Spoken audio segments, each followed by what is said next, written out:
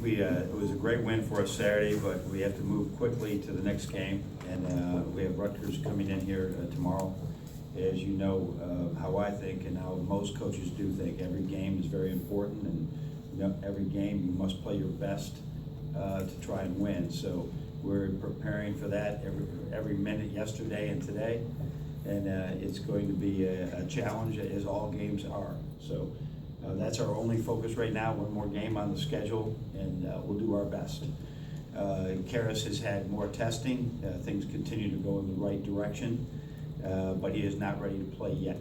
And we hope it's very soon, but he is moving in the right direction. And I know I would love to have him get in front of you guys, but I think it's best if we just wait till he's about ready to play. I think we for the first time, we have a timeline that we've established, which when you see him out on the court, you'll know what that timeline looked like. So that's it. That's it. Don't ask me anything else. That's it. All right? Play tomorrow. What? He won't play tomorrow. I think that if you go back through my sentence, you'll probably figure that one out. Just start stuff. I guess we'll ask about Karras. Just in terms of not putting Minnesota away until the final minutes, and Rutgers coming in with not an impressive Big Ten record, what's the message for staying on focus, really? Well, I think you just look at one of my messages to my team was, how do you think that Nebraska felt in that locker room after they beat Michigan State, and how they feel now? You just give away all that you accomplished. They may beat us. Our hope is that they beat us, it's only because they played great and we didn't overlook anyone. So that's the message. Everyone's a Division I player. Everybody can run and dunk, and the three-pointer and the three-point and foul trouble, anybody can win a game. You only can control what you can control, and that's our focus for this particular game. You talked about Zach's improved defense, I guess last night when you were on the radio show. What is it specifically that you've seen that is the biggest differences, and what are the best matchups for him? I think with every player, or hopefully with every player, as they grow and they see schemes and they see work or they see scouting reports, they just oh, okay, and it slows down for them. They can be one step ahead of their opponents sometimes, and that's what he had to be with Shields.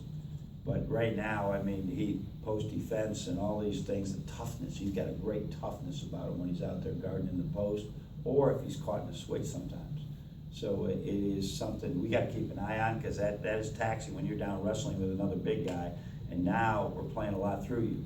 So, but he got a will to play defense right now that usually upperclassmen get, because they know they can't get into fast break. They can't run unless they get stops. Is he a guy that when you have like a matchup such as Shields, for instance, where you kind of say that that's your forget that's the thing for the kind of the matchup that the game can pivot on. It's kind of a I don't think I put that sense of urgency, but we said we do need you tonight now, and we need you to be out there as 35 minutes. So you got to play smart, but you got to play hard too. And he's just embraced this role, and it's really. We some of our the thing is they got like I said last night, they got to guard you too, and so that gives you a great advantage. Chris, Where would you rank Duncan among the transfers that you've had at your programs over the years in terms of making an impact, and who are some of those other guys that have really impacted your program? Well, as far as immediate impact, Yeah. Immediate impact, he would be like Mike Gansey. As soon as he came, he set out for a year. He was really excellent. Michael Meeks, who transferred into Canisius, was another great story where all of a sudden our team really played well initially. I think you'd have to rank him. We have to wait for the next 3 years to see where he ranks as far as with me, and you guys could. Michigan hasn't had a great deal of number of transfers, I don't think, and we have not.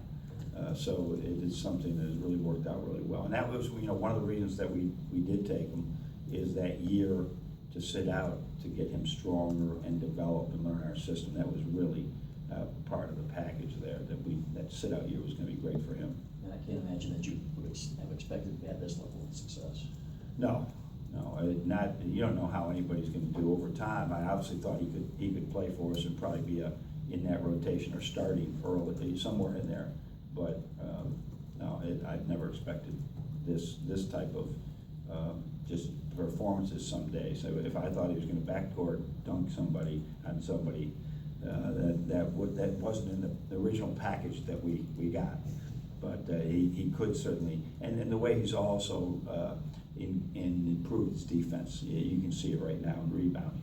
That was not something that he got a couple just, come with dirty rebounds. He just tapped them back out to keep them alive the other day. Those were big. Stay with the middle with John.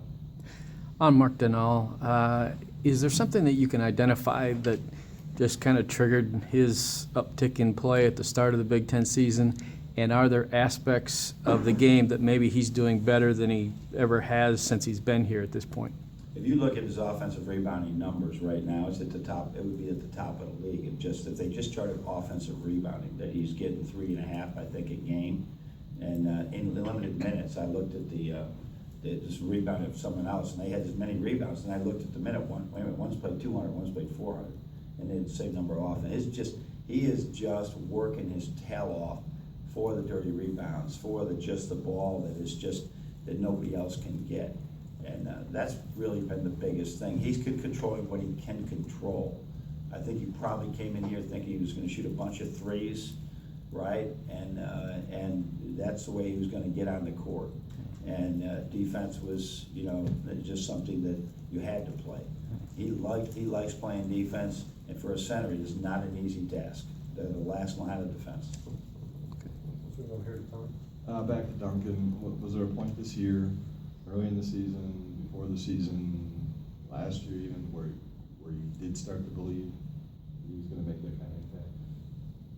I think when he came into the Xavier game, and we were down a little bit, and all of a sudden we were in I think he hit a shot that was called an illegal screen, which I will still dispute, and that would have tied the game. It was late in the second half, but he was just bang, bang, bang, and a 9-point deficit was like gone in a matter of seconds against a really good defensive team. I said, all right, the lights are on now, because I think we had Northern Michigan first, and then maybe we had Beilein second, and then we had Xavier, and it was like, now this is a big game, the place is full. That's when it really felt good. His only other tough game there was UConn, where he'd love to have that back. That's probably as open as he's been all year since then, but he couldn't knock down some of those. But but every day we see more in practice, diving on the floor, taking charges, getting rebounds. And this isn't Kara's question, but it's related to Kara's in regard to, obviously you don't want him out, but the fact that he has been out for several games and the team has had to learn, so many people have had to learn to do different things. Do you think that could be, in the long run, a benefit for this team? Oh, there's definitely a benefit, but I think that when he does return, there's a transition that you see a lot of teams go through. It can be difficult. We have a certain rhythm right now, and he won't. The rhythm will change, and sometimes you don't dance as well when the rhythm changes immediately. It takes a while to dance again, and that's a good problem to have. When he does come back, then in that regard, just to follow up on that, you anticipate using him back? Yeah, Not absolutely, starting, absolutely. Maybe just. Absolutely. You'd phase him back through practice, and then maybe spot minutes in his first games, and then after that, back to the norm.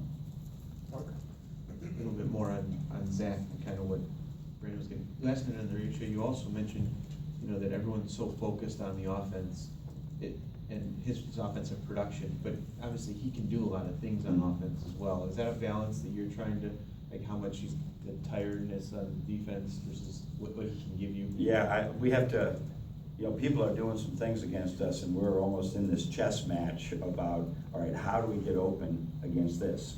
So it is, I'm trying to balance how much are we counting on him. I'm trying to use Derek more in some situations that, because he's playing at a pretty high level right now. But take some of that pressure off Zach, because we've been doing a lot of things through him. Not everything, but a lot of things.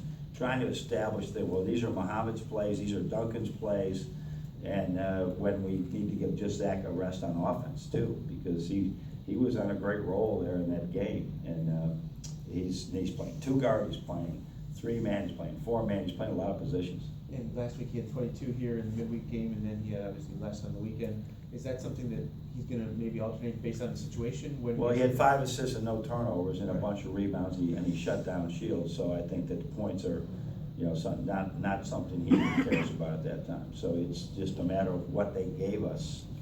Sometimes they chose not to guard him as much or do some things with him.